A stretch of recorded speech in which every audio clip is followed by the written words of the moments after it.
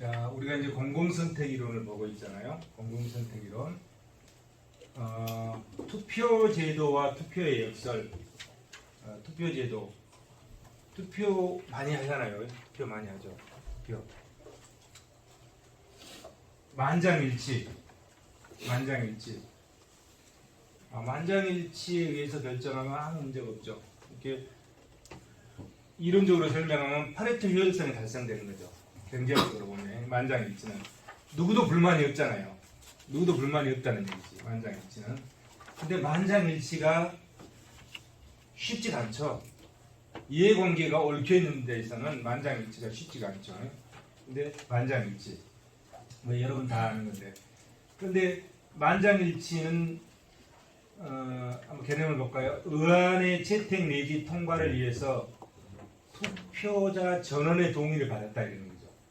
그래서 만장일치로 공공선택인 사회적 합의를 했을 때 경제적 측면에서 봤을 때는 가장 효율적이다. 그래서 어떻다? 파레토 효율성이 달성된다.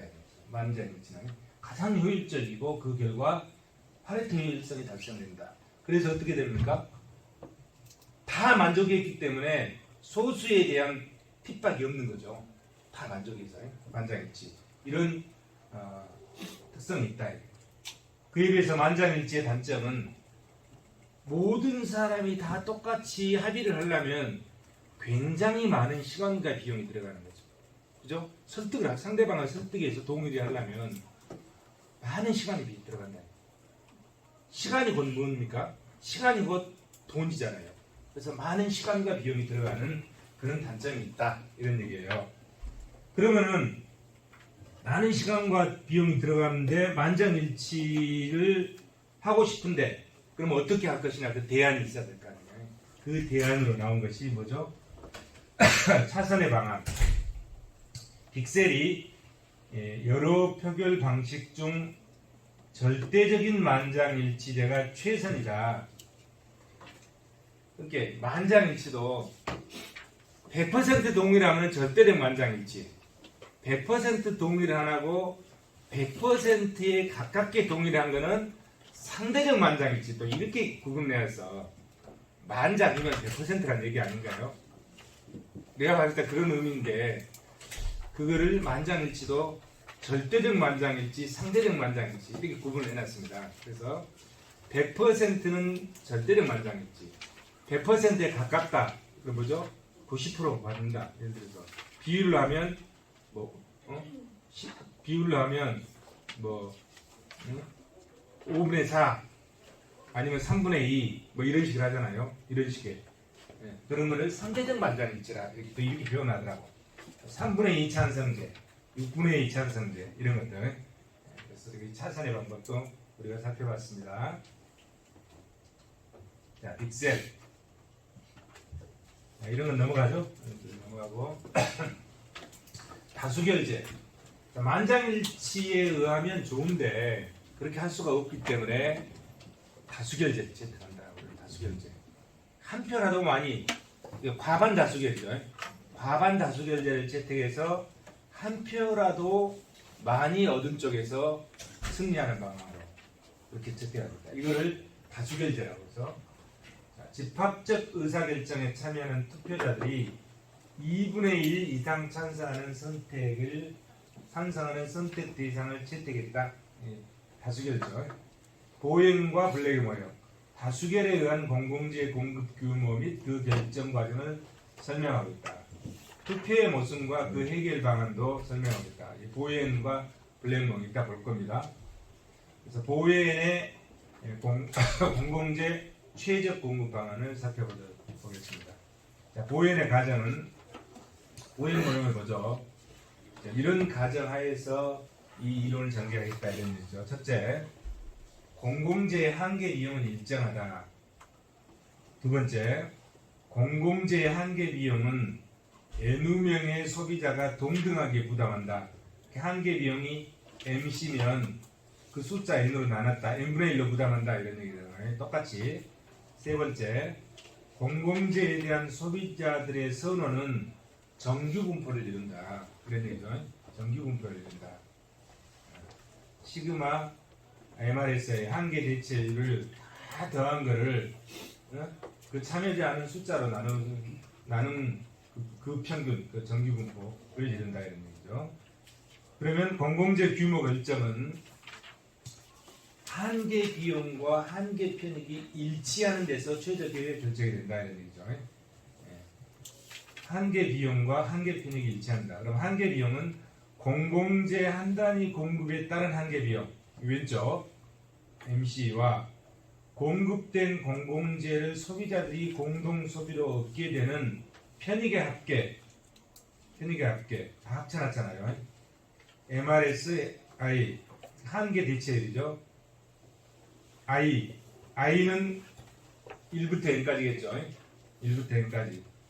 I는 1부터 n까지 그 한계 대체율을 다 합쳐놓은 그것이 한계 편익이죠. 한계 편익이다. 그래서 이 한계 편익하고 한계 대체율의 합인 한계 편익과 한계 비용이 일치하는 점에서 공공재의 규모가 최적으로 결정된다. 이런 의미죠. 그래서 식으로 표시하면 시그마 MRS I는 MC 이렇게 되죠. 그러면 이거를 달리 표현하면은 시그마 MRSI를 N으로 나누고 숫자 전체로 나눈 거잖아요. MC를 M으로 나누고 그러면 1인당이 되는 거죠. 1인당 전체 숫자로 나눴으니까 1인당으로 바꿔서 이렇게 표시할 수 있다 이런 거죠. 이렇게 보행과 블랙은 한계 비용과 한계 편익이 일치하는 점에서 공공재 규모가 최적으로 결정된다고 분석을 하고 있습니다. 보행의 다수결 모형 그 과정에 이 그림을 보면 수평축이 공공재 수직축이 가격이죠. 가격을 나타냈죠. 수평축 그러면 1인당으로 바꾼 것 한계 비용이 일정하다고 했잖아요. 한계 비용이 일정하다는 가정을 했잖아요. 그러니까 수평이죠. 한계 비용이 일정한 그것을 n으로 나눴으니까 1인당 한계 비용이 되겠죠. 인당. 그 다음에 한계 대체율 MRS I는 1부터 n까지 시그마 이걸 또 n으로 나눠서 되죠. 그래서 그것이 일치하는 점, 이 점에서 보다 이 G스타 공공재가 최적으로 공급된다 이런 얘기죠. 이런 얘기죠. 그걸 이제 설명하는 거죠. 공공재의 최적 공급량은 2점이다. 2점이죠. 2점. 한계 편익과 한계 대체율이 일치하는 2점이고 공공재에 대한 소비자들의 선호는 정규 분포를 이룬다 이런 얘기죠. 정규 분포를 이루었을 때 그렇다는 얘기죠. 이렇다는 얘기죠. 그래서 정규 분포를 이뤘을 때 중위 투표자가 선호하는 공공재 규모의 G스타와 저번 시간에 중위 투표자 설명했죠. G스타와 일치한다. 정규 분포로 제한된 상황에서 다수결제로 도출한 공공재의 공급은 최적이다. 근데 만약에 정규 분포를 이루지 않는다면 평균치에 해당하는 공공재 규모와 중위 투표자가 선호하는 공공재 규모가 차이가 난다. 자, 이것이 정규 분포를 이루면 이것이 뭐하고 일치한다고요? 중위 투표자와 선호가 일치한다. 근데 이것이 정규 분포를 이루지 않는다면 중위 투표자의 선호와 일치하지 않는다. 이런 얘기죠. 그런 의미잖아요. 자, 단봉형 선호.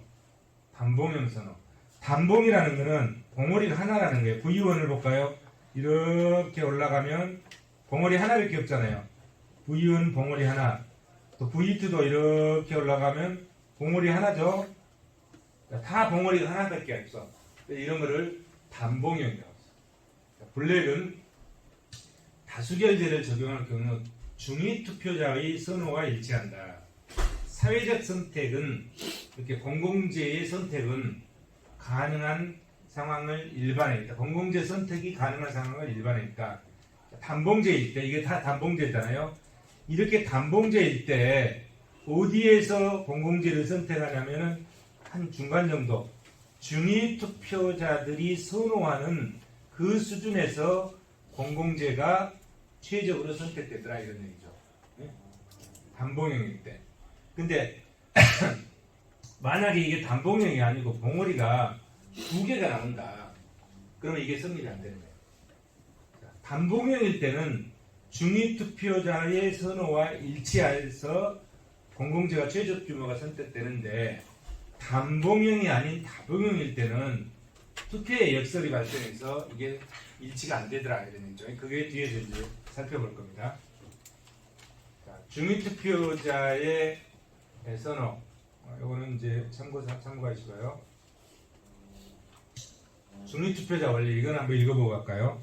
중위 투표자 원리. 자, 중위 투표자 자신의 선호가 모든 사람들의 선호 분포의 중간 지점에 놓이는 투표자. 이걸 중위 투표자라고 한다. 중간 지점에. 중위 투표자 원리 뒤에다 원리 하나 더 붙였죠. 다수결제 투표 제도에서 중위 투표자가 가장 선호하는 정책 결정.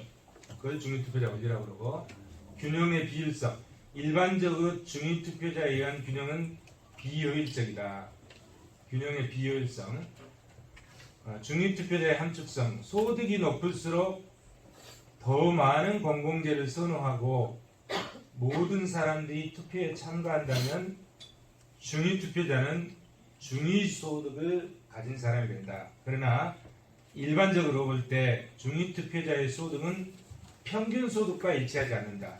일반적으로 소득 분포는 비대칭적이다. 이 앞에서 여기 보면 비대칭적이죠. 대칭적이면 왼쪽 오른쪽이 다 똑같아야 되잖아요. 근데 소득 분포가 지금 비대칭적인 것이 일반적인 현상이더라 이런 얘기예요. 일반적으로 소득 분포는 비대칭적이다. 특히 저소득자들은 많은 저소득자들은 많고 고소득자들은 적다. 앞에서 한번 볼까요? 자, 위로 올라갈수록 전체 사람의 수, 여기는 소득, 오른쪽으로 갈수록 소득이 크다는 거잖아요. 높다는 거잖아요. 소득이 높은 사람들은 더 적고 소득이 낮은 사람들이 더 많고 이런 의미를 가지고 있잖아요. 그래서 고소득자들은 위에 오른쪽으로 갈수록 고소득자잖아요. 고소득자들은 더 밑에 있잖아요. 숫자가 낮고 저소득자들은 숫자가 높다. 이런 의미를 가지고 있잖아요. 이렇게 소득에 대해서는 무슨 분포를 가지고 있다? 비정규 분포를 가지고 있다. 이런 얘기예요. 자, 일반적으로 소득 분포는 비대칭적이다. 특히 저소득자들은 많고 고소득자들은 적다. 이 경우에 소득이 높은 사람의 영향으로 평균 소득이 높아진다. 자, 여기서 보면 중위소득은 여기인데 평균 소득이 더 높아지네.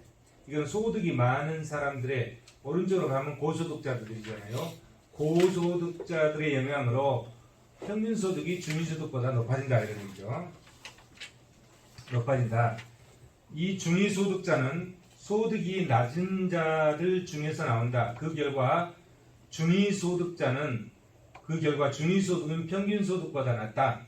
자, 여기서 중위소득은 평균 소득보다 낮잖아요. 지금 우리는 중위 투표자 원리야.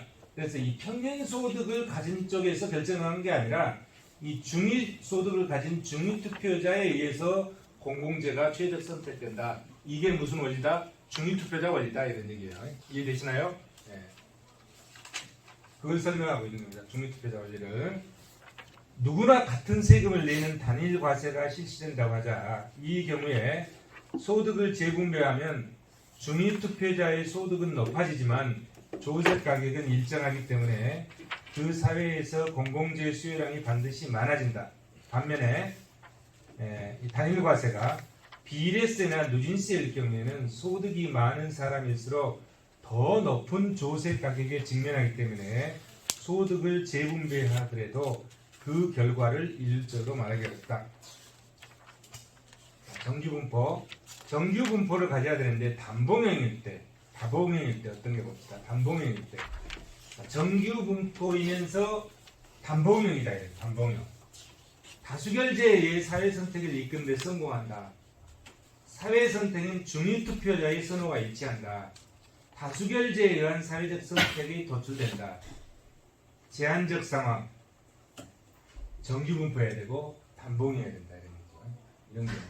이런 경우에 사회적 선택에 성공한다 이런 얘기죠. 근데 다봉형일 때 실패한다 이런 얘기죠. 근데 이 실패한 게 뭐냐?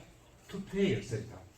다수결제에 의해 사회선택을 이끄는데 실패한 경우 다봉형일 때 이행성 입에 투표의 모순이 발생합니다. 뒤에 가서 한번 보겠습니다. 자, 이제 보다 투표제라는 게 있어요. 투표를 할 때 보다 투표제. 보다 투표제가 뭔가 봅시다. 일반적인 경우는 투표를 할 때 그냥 1인 1표로 하잖아요. 1인 1표. 1인 1표. 그죠? 모든 사람은 다 1인 1표입니다. 그러면 다 똑같은 인격과 인권을 가지고 있기 때문에. 근데 저번에 한번 누가 나이 든 사람들은 속 없으니까 1인 1표가 아니라 30% 40%만 반영해야 된다 해가지고 작살난 사람 있었죠. 그런 사람 있었어. 불과 두세 달 전에. 근데 그건 아닌 것 같아. 다 1인 1표야. 인격을 가진 사람은 다 1인 1표가 맞는 것 같아. 근데 이제 요거는 뭐냐면 가중치를 주는 거예요. 점수.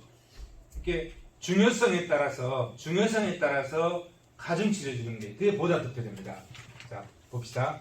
불필요하게 복잡한 논의를 피하기 위해서 세 가지 대안이 존재하고 모든 사람이 이 세 대안 중 어느 두 개도 무차별하다고 여기지 않는다고 가정하자. 즉 X는 A, B, C이고 뭐 어쩌고 쭉 해야죠.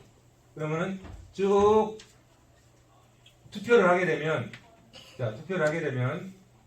A를 B보다 선호하고 B를 C보다 선호하는 선호 관계를 A, B, C와 같이 나타낼 때 각 개인의 선호 관계는 A, B, C, A, C, D에서 이렇게 6개가 나타난다. 6개가. 각 소비자의 선호 체계에서 A의 위치에 따라서 최상위, 중간, 최하위에 각각 여기는 이제 점수를 부여해 주잖아요. 최상위는 3점, 중간은 2점, 그 다음에 최하위는 1점 점수를 부여하자. 모든 소비자로부터 A의 점수를 합하면 그것이 A의 보다 점수이다. 같은 방법으로 B, C의 보다 점수를 계산할 수 있고 보다 투표 전에 이렇게 계산된 보다 점수의 크기로 A, B, C 세 대안들의 사회적 선호 관계를 결정한다. 가장 높은 점수를 얻는 대안이 사회적으로 가장 선호하고 가장 높은 점수의 대안이 사회적으로 가장 열등하다. 이 반대의 경우 만약에 여기는 지금 최상위를 3점을 줬잖아요. 중간은 2점을 주고 최하위를 1점을 주고 이랬을 때 이런 현상이 나타난다. 근데 이 거꾸로 할 수도 있죠. 최상위를 가장 낮은 점수 1점을 주고 최하위를 가장 높은 점수 3점을 주면 반대로 해석하면 되겠죠. 반대로. 자, 그러면 단봉형제일 때와 다봉형제일 때 사회적 선택이 어떻게 되는지를 한번 살펴보겠습니다. 자, 여기 보시면 먼저 조건을 보죠. 다수결제의 사회적 순위 결정 방식이 어떤 결과를 가져온가를 고찰해보자. 자, 사회적 순위 결과는 Y가 Z보다 크고 Z가 X보다 크다. 이게 이제 이것에 대한 결과다 이런 얘기예요. 사회적 순위가 이렇게 도출됐다. 모든 투표자들의 선호 분포는 단봉형이고 다수결제를 채택했다 이런 얘기요. 선택 대상인 Y가 1순위의 사회적 선택 결정을 한다. Y. 자, 선택 대상이 X, Y, Z 세 가지가 있죠. 세 가지 있죠. X 방법, Y 방법, Z 방법. 근데 Y가 선택됐다 이런 얘기죠. 여기는 Y가 제일 선호됐다 이런 얘기죠. 중립 투표자 C의 선호가 일치한다. C가 보면 자, 이건 A고 이건 B고 C잖아요. C가 단봉형으로 가운데 볼록 올라가고 가운데잖아요. 중이잖아요. 그래서 Y의 선택이 중립투표자 C와 일치한다 이런 얘기죠. 자, 중립투표자 C의 선호가 일치했다. 투표자가 선택 대상에 대해서 대상의 일관성을 갖고 선을 표출한다. 투표 행위는 집합적 선택, 투표 행위가 집합적 선택이 된다. 자, 여기서 보면 이제 우리가 투표를 해봅시다. 칠판 잘 보세요. 투표를 어떻게 하는 거 봅시다. X, Y, Z 세 가지 대안이 있어. 근데 사람은 A, B, C 세 사람이야. 세 사람이야. 그러면 이 A가 투표를 하는데 A가 X, Y, Z 중에 세 가지잖아요. 무엇을 가장 선호하냐? X를 가장 선호한다 이런 얘기죠. 그죠? 1순위니까. 그 다음에 A는 Y를 2순위로 선호한다 이런 얘기예요. 그죠? 여러분 보세요. 그 다음에 A는 Z를 3순위다 이런 얘기예요.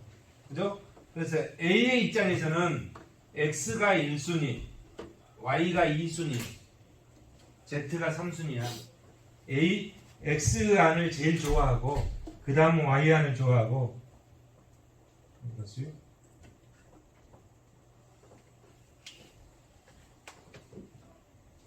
그죠?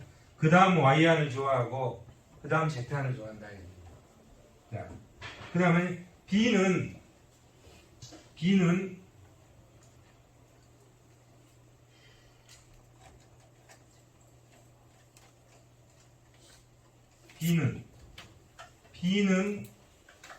뭘 제일 좋아합니까? B는 이게 1순위잖아요. Z가 1순위고 Y가 2순위고 X가 3순위야. 그죠? 그 다음에 C는 Y가 1순위야. Y가 1순위고 그 다음에 높은 게 어디죠? 요거 Z가 2순위고 그 다음에 뭐죠? X가 3순위야. 자, A, B, C는 A, B, C 세 사람의 선호가 표출되어 있죠. 선호가 표출돼. 그럼 이제 투표해 봅시다. 투표를 하면 자, 먼저 X와 Y 구간. 자, X와 Y 구간. 자, X와 Y 구간. A는 자, 이 구간에서 봅시다. X, Y 두 구간에서만. 두 구간에서 보면 A는 X를 지지하잖아요. X를 지지하죠. X. 그 다음에 B는 X보다 Y를 지지하죠. 그죠? 그 다음에 C는 X보다 Y를 지지하죠. 자, A가 X를 지지하고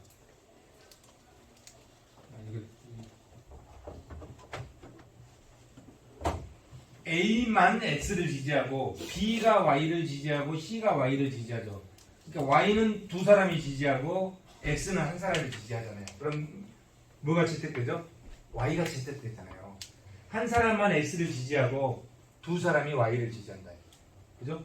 한 사람만 X를 지지하고 두 사람이 Y를 지지해요. 그래서 X와 Y를 놓고 투표를 하면 Y가 선택된다. 네? 이해되시나요? 진짜 반응이 좀 미지근해서 이해가 하고 있는지 못하는지 모르겠네요. 제가 설명을 좀 잘못하나? X, Y 두 개. 그러니까 대안이 X, Y, Z 세 개인데 세 가지 대안 중에 X, Y 두 가지만 놓고 지금 투표를 하고 있는 겁니다. A, B 세 사람이. 응? X, Y 둘만 놓고 X, Y 두 개만 놓고 A, B 세 사람이 투표를 했어. 그러면 X, Y 두 개만 놓고 A는 X가 1번이니까 X를 선택했잖아요. B는 X보다 Y를 선택했죠. 순위를. C도 X보다 Y를 선택했죠. 그러니까 Y를 선택한 거는 B와 C가 선택했어. 두 사람이 선택해. 두 사람이. Y는 두 사람이 선택했고 X는 한 사람이 선택했잖아요. 그러면 2대1이지. 그러니까 이쪽이 이겼잖아요. 그래서 Y를 선택했다 이거야. X, Y에서는 Y를 선택했다 이런 얘기예요. 이해되시죠? 그 다음에 Y, Z에서 자 Y와 Z 이 두 가지를 놓고 투표를 해보자 이런 얘기야. Y, Z 둘을 놓고 투표를 하면 자, Y, Z 둘을 놓고 뜨면 A는 뭐를 선택합니까? A는 Y보다 Y를 Z보다 선호하잖아요. 그죠? 근데 A는 Y를 선택했죠. Y를 선택했죠. 그 다음에 B는 Y보다도 Z가 더 선호하잖아요. 더 높으니까 Z를 선호하죠. B는 Z, A는 Y, 그 다음에 C는 Z보다 Y를 선택해줘. C가 Y. 그러면 Y가 두 사람, Z가 한 사람. 그러면 Y와 Z를 놓고 투표해도 Y를 선택한단 말이에요. 그죠? 자, Y와 Z를 놓고 투표해도 Y 하나, Y 두 개, Z 하나. 그러니까 Y를 선택하잖아요. Y를 선택해요. Y를. B와 X와 Y를 놓고 A, B, C 세 사람이 투표를 하니까 Y를 선택했고, Y와 Z를 놓고 A, B 세 사람이 투표를 하니까 Y를 선택했어. 그죠? 그럼 이번에는 X와 Z를 놓고 투표를 해보자. X와 Z. 자, X와 Z를 놓고 투표하는데 A는 보면 A는 X가 1이고 Z가 3이니까 A는 X를 선택했네. 이걸 지워버릴까? 자, A는 X를 선택했잖아요. A는 Z와 X 중에 X가 1이니까 A는 X를 선택했단 말이야. B는 X는 3이고 Z는 1이니까 B는 Z를 선택했네. C는 자, X는 3이고 Z는 2니까 C는 뭘 선택했죠? C는 Z를 선택했죠. Z. 그러면은 A, B 세 사람이 X와 Z 중에는 뭘 선택했죠? Z를 선택했잖아요. Z를 봅시다. X와 Z 중에 Z가 하나, Z가 두 개, X가 하나, Z를 선택한 거죠. 그죠? 그죠? 맞죠? 맞잖아요. 그러면 그럼 봅시다. 여기 차례차례 한번 검토해 봅시다. 자, X 대신 Y를 선택했잖아요. 그러면 어떻게 되죠? 이 X와 Z에서는 자, X보다 Y를 선호했죠. Y. X보다 Y를 선호했잖아요. 이렇게 되죠. 저거로 쓰나 이렇게 똑같잖아요. 그렇죠? 그 다음에 여기는 Y하고 Z니까 Y보다 Z를 선택했죠. Y보다 Z를 Z보다 Y가 두 개죠. Y가 두 개니까 Z니까 Y가 두 개니까 Y보다 Y를 Z보다 Y를 선택한 거죠. 이게 되죠. 이게 되는 거죠. 그다음에 여기는 Z가 두 개고 X가 아니니까 Z보다 X를 선택했죠. 이렇게 됐죠. 이 세 개를 다 합쳐놓으면 이렇게 되잖아요. 그러면 이렇게 되는데 이걸 또 합치면 어떻게 됩니까? 이걸 합치면 Z가 X보다 크네. Z가 X보다 크고 Y가 X보다 크고 Y가 Z보다 크고 그러면 Y가 Z, X 이렇게 되나요? 자, 이걸 다 합치면 Y가 X보다 크죠. 그다음 Y가 Z보다 크죠. Z가 X보다 크죠. Z가 X보다 크죠. 이렇게 되죠. 이렇게. 그러면은 이렇게 되잖아요. 이렇게. 이 결과가 이거라고 이게 결과치다 이렇게. 자, 이게 결과치죠. 그래서 사회적 선택의 최적의 합은 뭐죠? Y를 선택했다 이런 거예요. Y를 선택. 근데 이 Y를 선택했는데 투표에서 결정한 거 이 세 사람이 투표해가지고 X, Y, Z 세 개 대안을 넣고 A, B, C 세 사람이 투표해서 Y를 선택한 거예요. 지금 y를 선택했잖아요. y를 선택했는데 이 선택된 y가 중위투표자인 C의 선택과 일치했다. 자, 중위투표자 C의 선호와 일치한다. 자, 이해되시죠? 그래서 이거는 자, 이런 경우는 사회적 선택이 최적 선택이 된 거예요. 근데 최적 선택이 됐는데 어떤 경우죠? 다 단봉형이에요. 단봉형. 단봉형일 때는 이게 좀 가능하더라. 단봉형.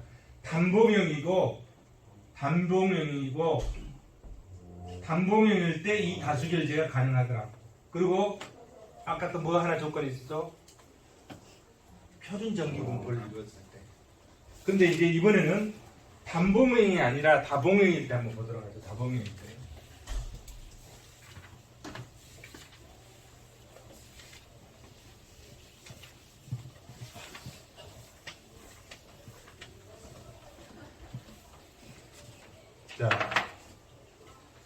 자, 이번에는 봅시다.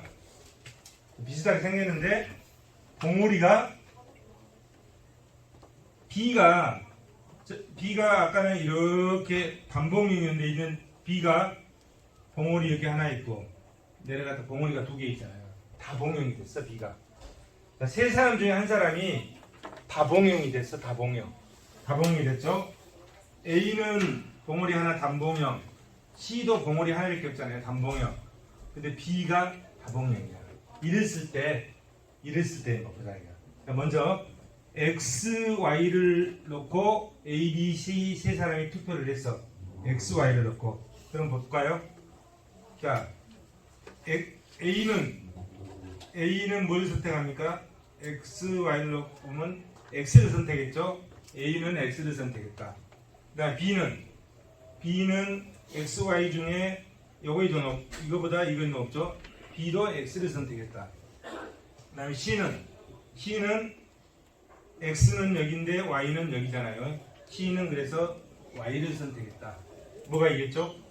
X가 이겠지. 이렇게 되죠. 이렇게 되죠. 그 다음에 Y와 Z를 놓고 볼까요? 자, 이렇게 놓고 보자. 아까는 이렇게 놓고 봤잖아요. 이렇게 놓고 보자. 자, 이 Y, Z를 놓고 투표해보죠. 이 두 개를 놓고 A는 이렇게 A는 놓고 B가 났잖아요. A는 Y를 선택했죠. 그 다음에 B는 Y가 여기고 Z가 여기니까 B는 Z를 선택했죠. C는 Z가 여기고 Y가 여기. C는 Y를 선택했잖아요. Y를. 그럼 어떻게 됩니까? 이렇게 되죠.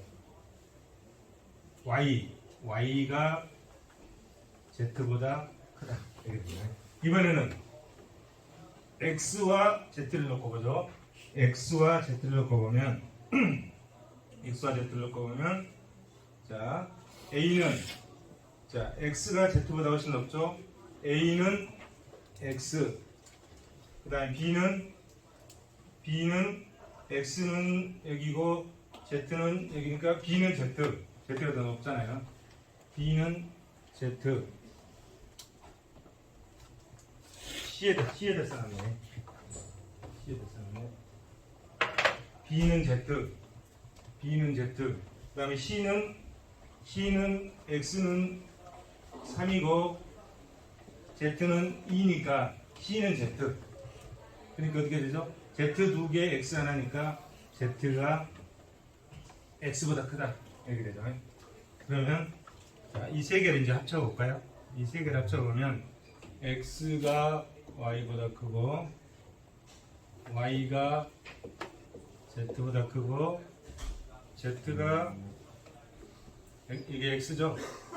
Z가 X보다 크고 이제 이걸 합치면 자 어떻게 합쳐지죠? X가 Y보다 크고 Y는 Z보다 크고 Z는 또 X보다 크고 X가 앞에 나왔는데 또 끝에도 나왔네. 그죠? 이게 뭐죠? 순환의 모순이 발생하잖아요. 순환의 모순이 발생. x가 여기 있으면 여기 나오면 안 되잖아요. x가 y보다 큰데 y보다 크고 z보다 큰데 x가 또 z보다 적다 이렇게 나오잖아요. 모순이 발생했잖아요. 모순이. 이거는 이런 걸 뭐라면 투표의 역설이라고 합니다. 투표의 역설. 뭐 때문에 이게 발생했다? 다봉형이기 때문에 이게 발생했다. 단봉형일 때는 이런 현상이 안 생기는데 다봉형일 때, 봉우리가 2개 이상일 때 투표의 역설이 발생한다. 투표의 역설이. 그래서 자, 이렇게요. 투표의 역설, 투표의 모순 또는 투표의 역설. 다수결제 방식의 선택 대상인 사회적 순위 결정에 실패한다. 사회적 순위 결정에 실패했다. 예. 역설이 이런 모순이 발생했다. 현실적으로 사회 구성 함수가 존재하지 않는다는 근거다. 투표의 결정이 합리적이기 위해서는 투표 결과가 비순환적이고 모든 투표자의 선호를 온전히 반영하고 당합 등 전략적 행동에 의한 결함이 없어야 한다. 이런 조건을 갖추지 않으면 투표에 모순이 발생한다. 그래서 이런 경우는 투표에 모순이 발생했는데 이유는 다봉형이기 때문에 그런다. 이런 겁니다. 넘어가겠습니다.